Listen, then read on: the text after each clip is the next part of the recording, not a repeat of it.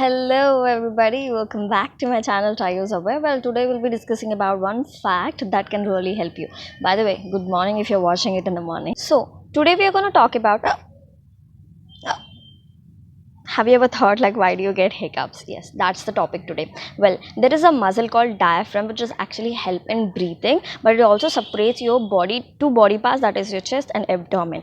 Well, there will be an involuntary contraction in the muscles of the diaphragm, that is which are not under your control. Suddenly this contraction of muscle actually leads to the contraction of your vocal cords. That means the contraction of muscle in the diaphragm is followed by the sudden closing of your vocal cords. So you can